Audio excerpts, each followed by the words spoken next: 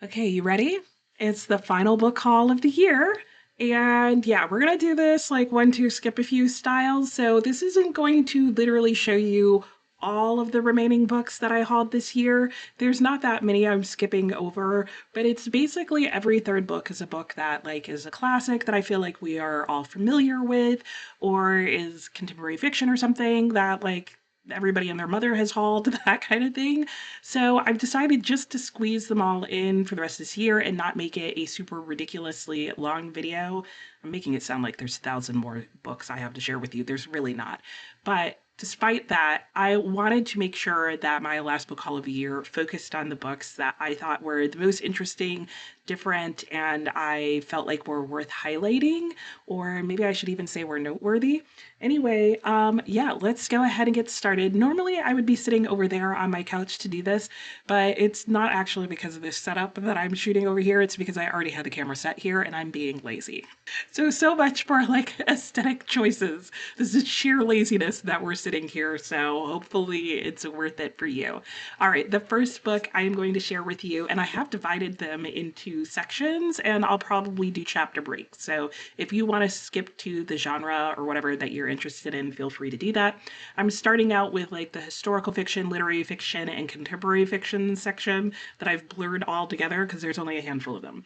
And the first one is The Maniac. I'm not sure that genre-wise I've actually put this in the right place for you guys, but this is the book. Look how cool this cover is.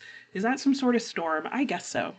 This book is about a prodigy who is really gifted, but his gifting in science and technology apparently terrifies other people.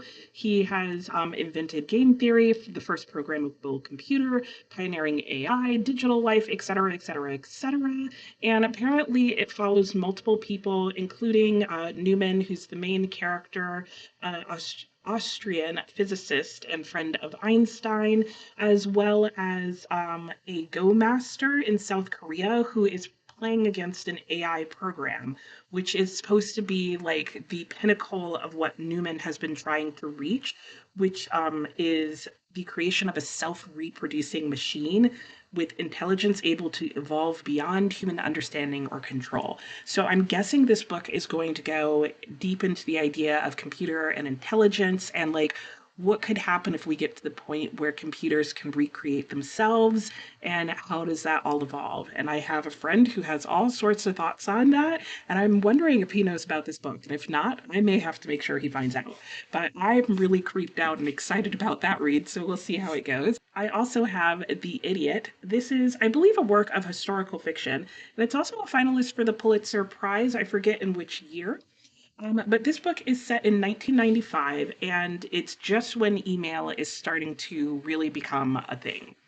And it features Celine, who's the daughter of Turkish immigrants, and she is at her freshman year at Harvard. And she comes into communication with Ivan, who is an older mathematics student, and they start exchanging emails, which is really fascinating to think about at like the beginning of time when email was just coming into existence. I recall that situation. I was in high school in 1995, and I did have email then. And apparently, as she goes from the school year into summer, she starts to go on a journey of what basically sounds like self discovery, first love, and kind of understanding her own life and where her career is potentially leading her. And to me, even though it doesn't say anything about that, it feels quite a bit like a coming of age story, but very much at like the end of that time, like the becoming of an adult from like your college years into adulthood. You know, hopefully it's not about her like adulting because that's always terrifying. And then I picked up Orlanda by Jacqueline Harpman, who I feel like is super well known for her book, I Who Have Never Known Men. I have not heard anyone talk about this writing of hers, but you know, I also live under a rock, so that could be why. And if you're thinking that the title Orlanda reminds you of Virginia Woolf's Orlando, which I also picked up, and made sure that the covers match. You're not wrong. These books are related. I know they're not a perfect match. Like, don't come at me. But anyway, Orlanda was inspired by that. Orlando itself, if you don't know, is about a young man. He is 16, and he is basically also on an internal journey of discovery. I feel like that's unintentionally a theme in this book haul. And Orlanda, I feel like, is basically inspired off of that story, but it's like a modern story, but a different story. But hopefully you'll be able to see some of the themes that relate if you know more about Orlando. But basically, it says one afternoon in Paris in a cafe, 35-year-old Aline, who's a literature professor, is struggling to reread Virginia Woolf's Orlando when an odd feeling comes over her. And apparently, she has this outer body, inner body experience where she jumps into the body of a neighboring 20-year-old sitting at another table, and she inhabits like this man's life, and it's her experience of like a splintered self, and she's a woman who's become a man. She's both herself, the object of her desire, and this is supposed to be very similar to what happens to Orlando. So those are those books. I'm gonna go and grab the rest. I'll be right back, but you won't even know that I've left. All right, next up, I have some of the science fiction that I recently purchased. I think I've mentioned some of these books in other videos, but not all of them. And so I do want to share these with you, and it should give you a sense of like the type of topics, at least, that interest me in science fiction. Definitely has a lot to do with science fiction and its impact on the person and society for sure. The first book I'm going to talk about is Docile, really fascinating book. There is no consent under capitalism. I can't wait to read this. It's a little on the chunky side, which I can really enjoy. And this book is about a time period that has come where I think it takes place in the US. Though I don't know that it actually says that anywhere. Anyway, that was my assumption. It takes place in the future in a capitalist country where people can take a drug called Docile that makes them turn into what is called a docile. And a docile is somebody who is kept body and soul under the control of whoever it is they are in debt to. Because what has happened in this society is that everybody has gotten so in debt that they basically become forced servitude, like drug enforced servitude, to the very wealthy. Really fascinating premise and idea. And the protagonist of this book, Alicia, I believe is his name, Elisha, which I'm definitely thinking there's some biblical undertones there. His family has been ruined by the debt that's been passed down to him. His mother never recovered from her drug dose when she was a docile, and so he is determined to pay off the family's debt without having to take the drug.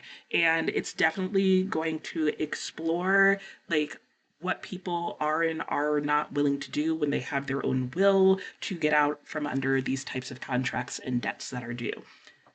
I'm really intrigued. Okay, the next book I have is Notes from a Coma, and again, similar premise of not necessarily having control over your own self. This book follows the story of 5 narrators who, I believe all 5 of them, have chosen to sign up for the Project Somnos, which is a government-run project in this book where people, instead of going through the normal penal system, agree to be put in a coma and kept on prison ships out in the Channel, which is sounding very familiar to me right now based on my other reads at the moment. And they are then hooked up to monitoring devices that feed out to the internet, and they become some types of celebrities. So I'm assuming that the government kind of controls like their thoughts, or maybe the feed, or some sort of weird entertainment of people who are in comas. Who knows? But I am really fascinated by that idea, as you can tell from just these 2 books, of like not having control of your own self and being in debt to other people for some reason in some way. Another one about like your mind and what you're allowing to be experimented with is Tell Me an Ending. I'm almost positive I've talked about this book before. This is by Joe Harkin, and this is the book that is about thousands of people across the world having elected at some point to have a memory or a series of memories erased, and they all now have gotten a note reminding them that they had this experiment done to them, that they chose to have a memory removed, and that this is their last opportunity to get that memory back if they want. And so thousands of people across the world have to decide whether or not they want that erased memory returned to them. And you've got to then consider factors like, why would you have chosen that particular memory? Are they being honest about this? What are the consequences? What if it was a bad memory? What if it was a good one? What if you've changed your heart about the situation because not having that memory, you're now in a better place and feel differently about so and so, but then having the memory back could change that? Oh, I can't wait. I can't wait. And then another book, kind of about memory, because apparently memory, subconscious, conscious, and like your mind are everything that I want in my science fiction right now, or at least that I hauled recently, is There Is No Antimemetics Division. This is a book that I talked about when I talked about anticipated new releases, and of all the books that were in that video, this was probably the one that I was most anticipating. So basically what has happened is there's, I think a virus is what it is going around, and it is attacking people's memory. And the most dangerous part about this virus is that when you get it, you forget that there's a virus going around attacking people and killing people and wiping out their memory. And so an entire division has been put together to get rid of this virus, except that when people catch the virus, they can't remember that there's a virus that they're trying to catch, and therefore they can't remember anything connected to it, including that there's a division that they're in to help them remove this virus that's removing itself from their memory. Get it?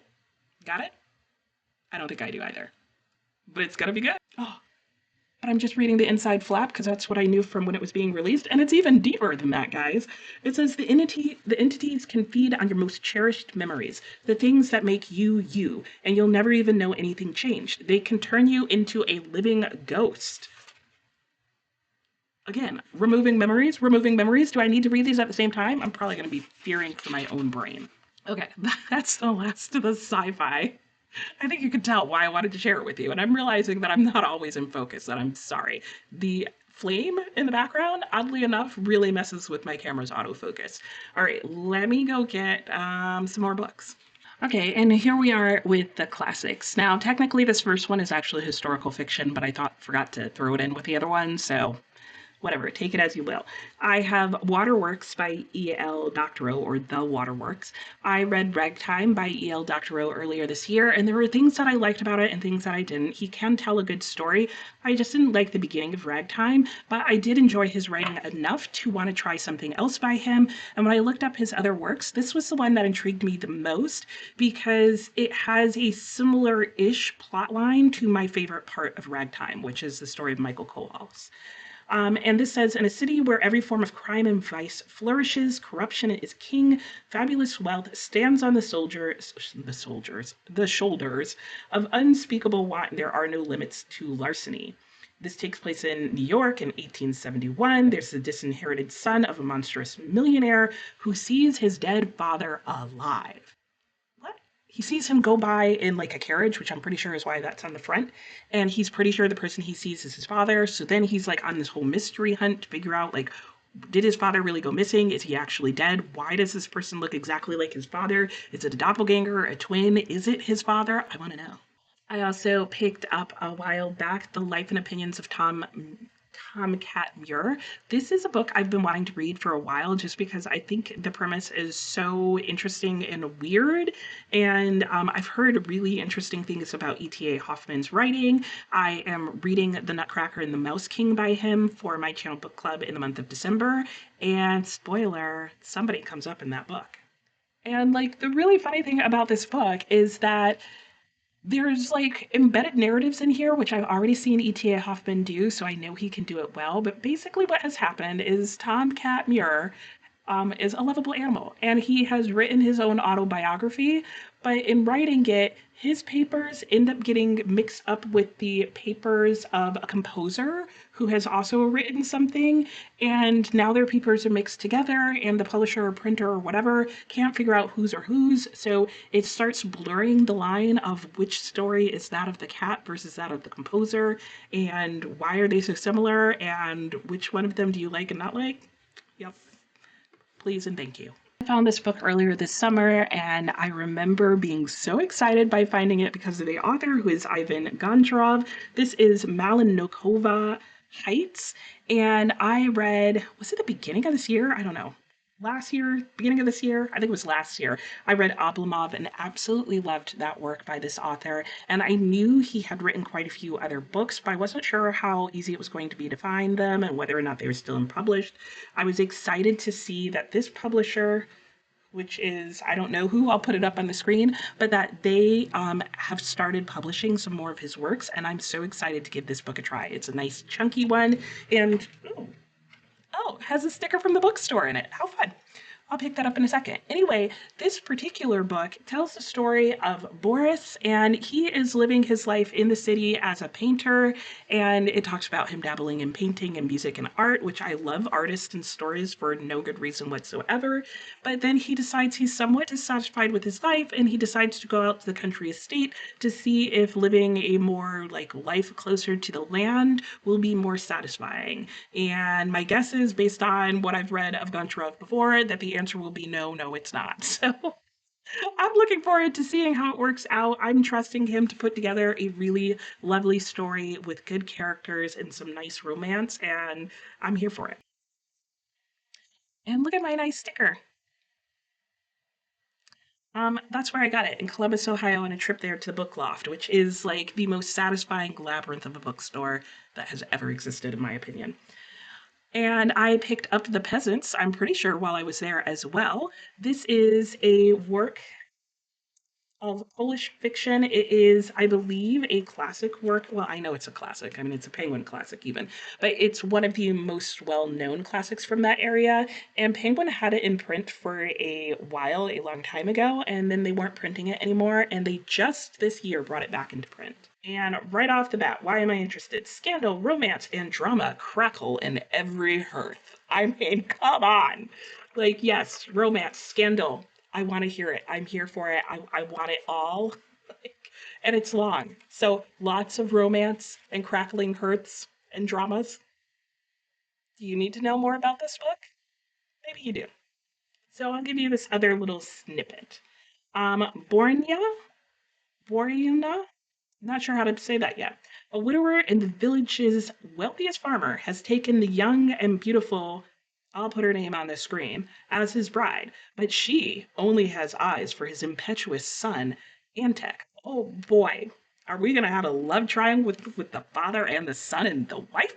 And then the last book that I have for you today is The Lost Estate. I'm pretty sure I definitely talked about this. This book I have some high hopes for. I have read a lot of books this year and hauled a lot of books this year having to do with memory. This one, though, somebody recommended to me after we read The Remembered Soldier, not because there's a one-to-one correlation in terms of the storyline, but just because it has to do with that idea of like memory and psychology and character study and all that kind of jazz. And it follows a young man who arrives at an estate. He captivates everybody with his charisma and that kind of thing. He goes for a walk in the woods and he comes back, like just on a point where they're wondering if he's lost. And he starts talking about this estate that he found while he was out there with this beautiful girl living there, except they're like, there is no estate out that direction. What are you talking about? And we have no idea what girl you're talking about. At which point he can't figure out if they're gaslighting him or if he's discovered some magical world or what.